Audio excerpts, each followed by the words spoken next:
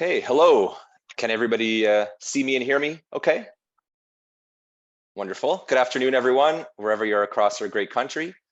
Thank you so much for taking the time to join us today. My name is Slava Fedosenko, Director of Commercial Asset Management with Avenue Living and 2023 Chair for Consumer Real Estate Canada. It's my pleasure to welcome you to the 10th edition of CREC Talk Shop, a very special Whistler Conference recap edition. The Zoom will last about 30 minutes today, and as always is being recorded to be made available afterwards on our website at www.crec.live. We'll be monitoring the live chat throughout the Zoom call for any questions and comments that come up from the audience. And also just feel free to jump in and join the discussion today, as this is intended to be a roundtable exchange of ideas. Whether you're a Whistler Conference veteran or have never attended but are curious about what goes down in Whistler, we would love to hear your thoughts. The speakers that we'll be hearing from today all attended this year's Whistler Conference, which was held on January 22, 23rd, and 24th at the Fairmont Chateau, Whistler. Some of us have been attending for decades, and for others, this would have been their maiden voyage to Whistler. So with that, I'm excited to introduce our guest speakers for today's call. Big thank you to all of our speakers for taking the time to join us today, share your insights and experiences. We have with us Monica Blahout, Associate Broker at Fairfield Commercial in Calgary, Neil McAllister, Senior Vice President, Retail at Lee & Associates in Vancouver, Michael Stronger, Senior Vice President, Retail and Investment at Shindeco Retail in Winnipeg, and Brett Killips, Partner, Retail Sales and Leasing at Cushman & Wakefield in Edmonton. So let's start it off with Monica. I'd love to know, how did you find your first Whistler Conference? Yes, it was my first. It was a very enjoyable, very productive experience. We did only end up staying Fairfield for one day, and it was a back-to-back meeting. I would say, interestingly enough, though, the most interesting and almost productive meetings were the ones that happened that weren't scheduled. As we were walking the hallways, you run into somebody, you bump in, you say hello, you exchange a, hey, by the way, I'm working on this or that. Yeah, and so overall it was great. And it was really nice to see so many local people there. I found in Toronto, there was a lot more from, I guess I would say, the East. And whereas in Whistler, it was people that we do business with on a daily basis. So it was really nice to put a face to the name of people that I would have maybe not met or haven't met yet. So overall, very good, very productive. So Monica, as a first timer among us, can you share one thing that you would try to do differently next year, and one thing that you were really happy with how it worked out for you guys? One thing differently. Now that I know the layout, I think it's something that you have to experience just to really understand. I think the timing of my meetings, some of them maybe were a little back to back, so leaving a little bit more time in between to sort of peruse a little bit more. And sorry, what was your next question, Slava? One thing that just worked out really well in your favor. Oh, just random meetings in the hallways that followed up, and even at the opening reception. Yeah, I would say that really did work out very well. Wonderful, and I'm sure you're excited for next year's just to do it a little bit better. 100%, yes, thank you. Awesome. Next up, we have Neil McAllister, Senior Vice President, Retail at Lee & Associates in Vancouver. So Neil, as I was mentioning, I'm sure we crossed paths a number of times in Whistler, but didn't actually get a chance to properly shake hands and put faces to names, but hopefully next year, as we always say. I probably passed you in the hallway 15 times. Absolutely. Because I think by looking at the screen, I walked by many of the people on the call here today, and I think it's great that we've got so many people from the industry right across Canada talking about it today. And you know, I think there's another fellow coming up on this call that maybe will speak to the cons about our convention, but I'm going to keep it kind of positive at my end. And I've been attending now for over 30 years. The Whistler Conference, the many of you on the call will recall, started as a small group of people in retail real estate, and it's morphed into this industry-wide whether you're industrial, office, whatever. It's just a blending of the commercial real estate empire. Whistler's not a cheap place to go, and as we all know, and it's attracting a lot of the senior executives, I think, from more so than it did in the past. There used to be a lot of property management people. I did see a diminishment of those type of people in the audience, but again, I think that plays to the cost of the event overall. It was definitely a much more social event than we had in 2022 for the obvious reasons. So that was great to see. The other thing I noticed, and Darren Quayle's on the call, and we've got a fairly sophisticated client we share, but not only them, but I found a lot of the retailers in attendance now really come prepared for these meetings, and they've got analytics and they've got their laptops and they're able to run IRRs and they're able to run EBITDAs, and they can tell you almost instantly whether or not a project makes sense or not. This is a lot more sophisticated than the old dart throwing days that we experienced when I first got into the business. So that just saves everybody so much more time and pain and agony to find out whether you're wasting that 20-minute meeting or not. So that was a real positive thing. There was so much to talk about in BC about projects which are primarily mixed use developments, a lot of developers showing lots of plans on those type of projects. And then it was good to see that fitness is back. They got walloped during the convention. There's lots of people, whether it's small personal training type of outfits looking for CRUs or the large format guys looking for that. We all know that QSR is alive and well, and anybody with a drive-through from a development point of view had lots to talk about. Casual dining came back too, and then of course there was lots of conversation among the people I got in front of about what's happening with interest rates, inflation. Construction costs was a big item, and that's affecting the bottom line on every deal. So that was a probably too many words, but it was a very good event, which in 3 months' time, I'll be able to tell you conclusively whether it was worth my time or not.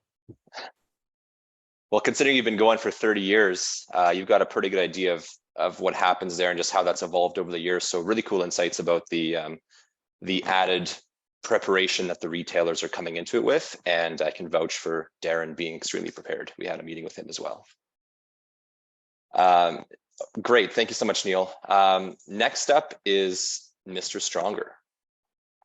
I first met Michael at the Recon show in Vegas back in 2019, and we've stayed in touch ever since. Yeah, and I think Michael Kehoe sort of took control of the Canadian, what was it called? The Canadian reception. Yeah, which was a lot of fun. Yeah. So yeah. So I ran into you a few times in Whistler, each time very briefly. You looked like you were running somewhere each time I saw you. Yes, it's always a bit of a race because of the bizarre setup of the show, which is really it is something you kind of have to learn because it's not normal. Like it's not just like it's in a convention hall and you walk down a bunch of streets in a normal grid pattern. It's all over the place, and you can be running from one hotel to the next, or even from the upper village to the lower village. So you got to kind of keep that in mind when you schedule your meetings. It's still not as difficult as Vegas, where it can take an hour to get from one side of the convention center to the other. So in that way, it's better. So anyways, the first thing I do, my first ICSC was around 2001, but I'm not certain. I can't remember, but it's been about 20 years now. So the first thing I do is block times for the sessions and speakers that I want to see. So before I schedule any meetings, I just block the time for the mornings, the first session in the morning, which may have an economist or someone speaking, and then there's usually a lunch session. So I very much enjoyed the sessions that Doug Stevens spoke at. I went to John Crombie's Retail Trends session, which was in a smaller room adjacent, and then there was also a nice panel that Craig Patterson was the moderator on that I also attended. So I got to see pretty much not all of it, but most of the sessions that were put on, and still managed to have every meeting I wanted to, and not completely overbook myself, notwithstanding the fact that I was running around a lot. So I'll echo the comments made earlier that a lot of the best meetings were a bit impromptu. I even had a dinner I was invited to, impromptu, that was very, very good.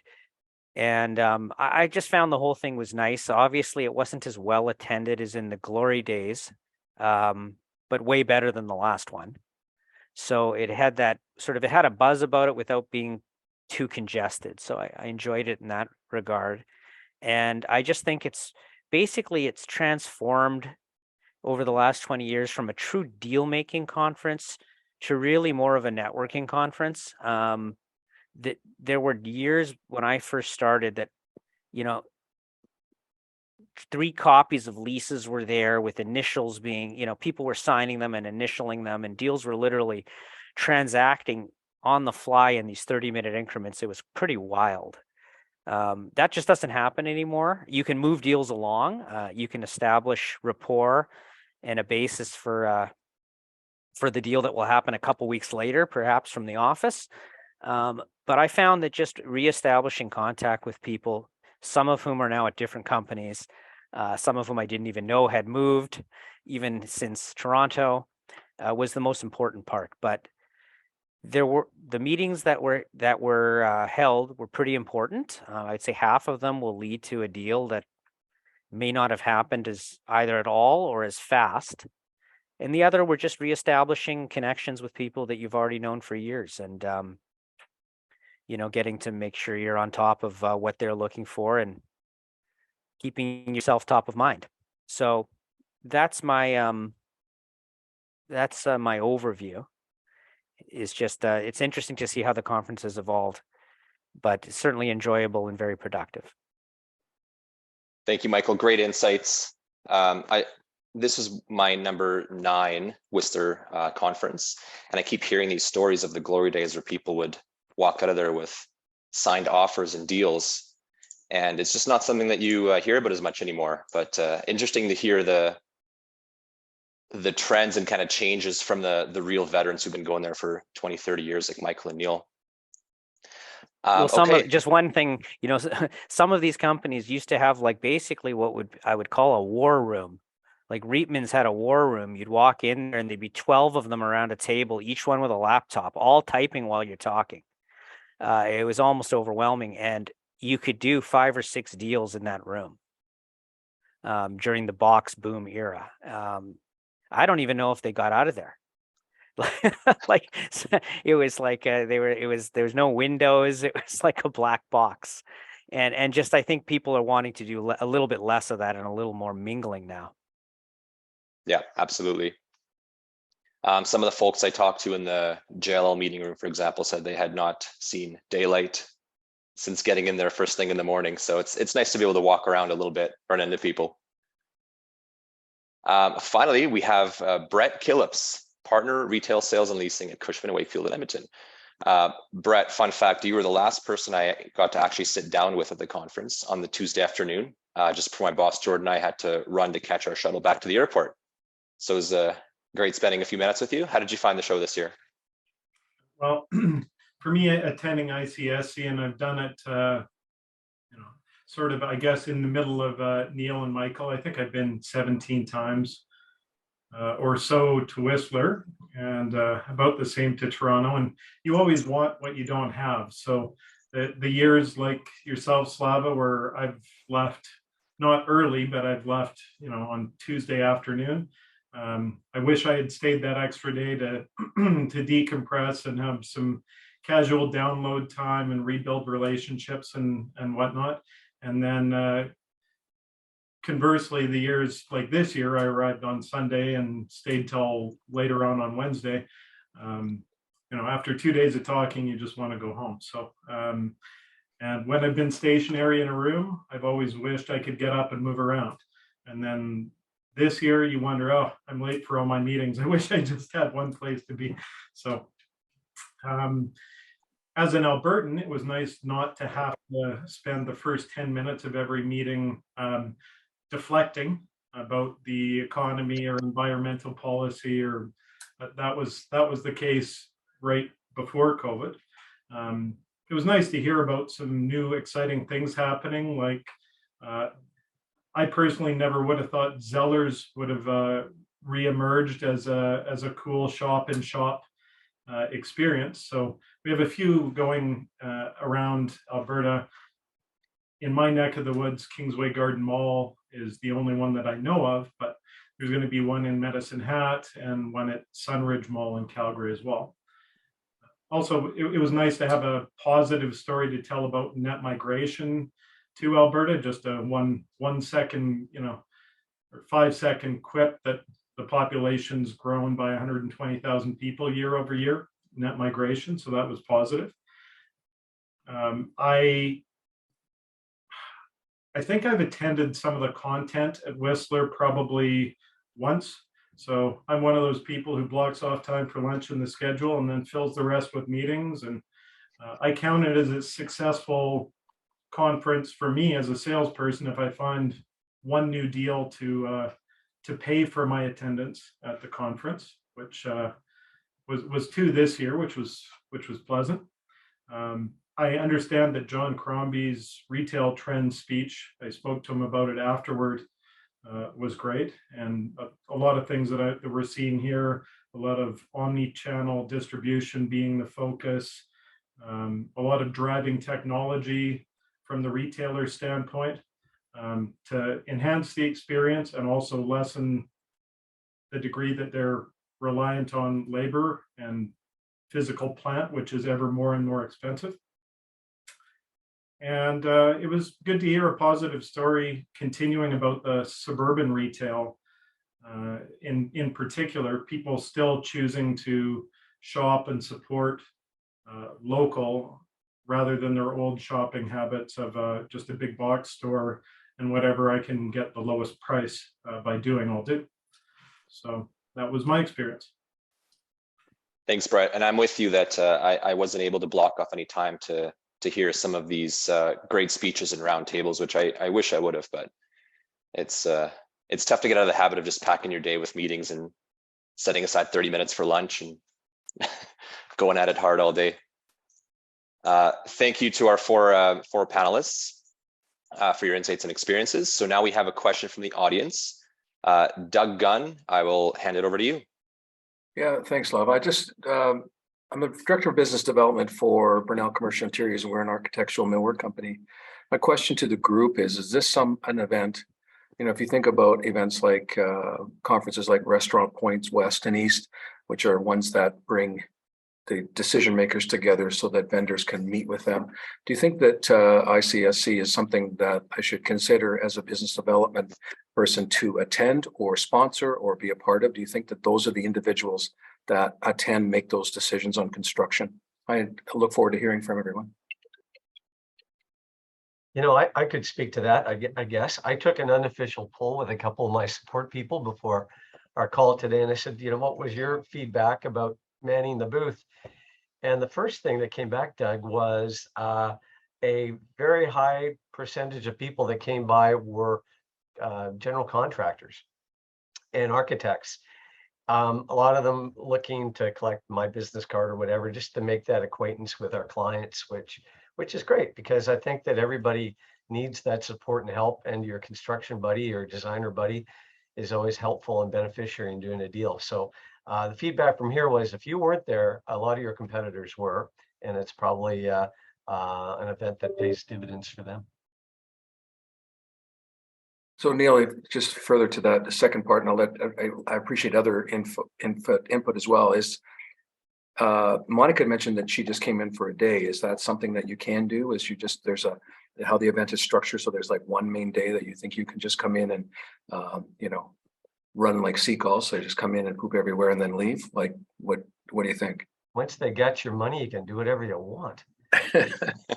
Well, it is expensive. Like everyone said, it's expensive to get there. It's expensive to stay there. So you need to really be able to justify it. There used to be a one-day thing, but I know that Darren's got feedback on cost and all that kind of stuff, and maybe he should chime in. But there used to be a one-day thing, but I don't think any of us on the call are ICSC experts on what you can pay or get out of it. But yeah, that's the beauty of it. As I said in my little piece, it is a general coming together of the industry in its entirety, not just deal makers. It's the consultants, it's the accountants, it's the lawyers, it's the architects, the designers.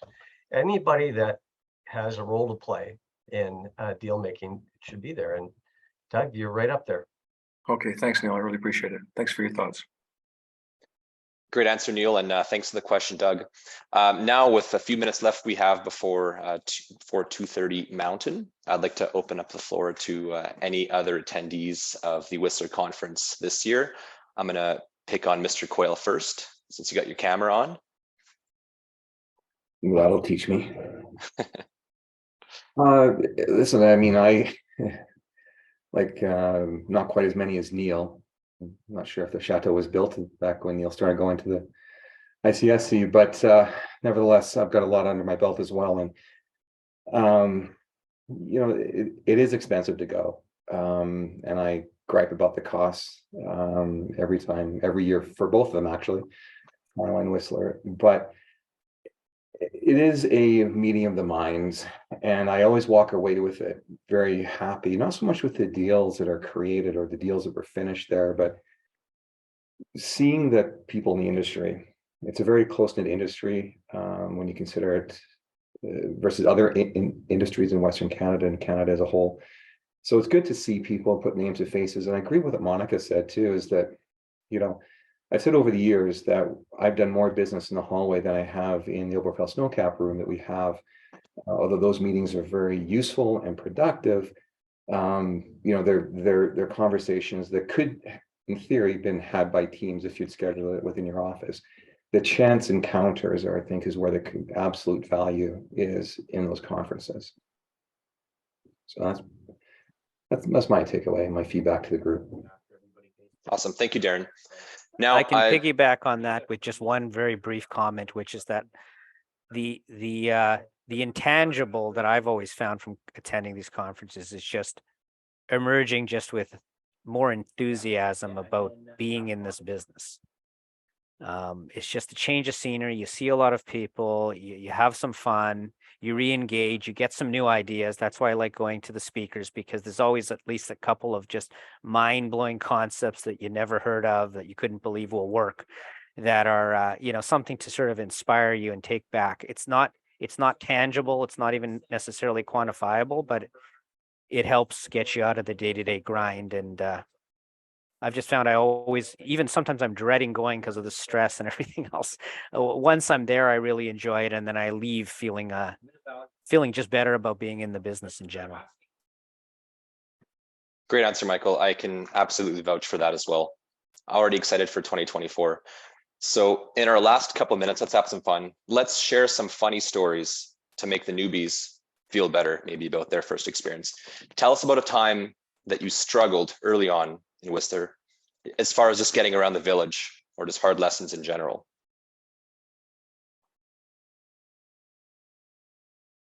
I'm going to pick on Brett. Oh, sorry. Go ahead. Sorry, Jennifer. Please go ahead. Oh, I didn't go this year, but I did go for 5 years. And I don't know how this is going to make me sound, but one year I lost my hotel. So some of the hotels are actually really hard to find. So I've stayed at the upper village and the lower village, and some of them where the conference is being held are really easy to find, but some of them you can't even find on the GPS. So yeah, it was a bit of a challenge. Yeah, some of those walking distances that Google Maps tells you are not quite accurate. This year, I'm not sure if it has been the case in previous years, but the shuttle bus that ICSC offered between the Fairmont and then 4 different hotels was a hugely beneficial addition. It shortened our commute from our hotel from 20 minutes down to about 5. So that was really helpful. Anybody else like to share a funny or embarrassing early on story from Whistler?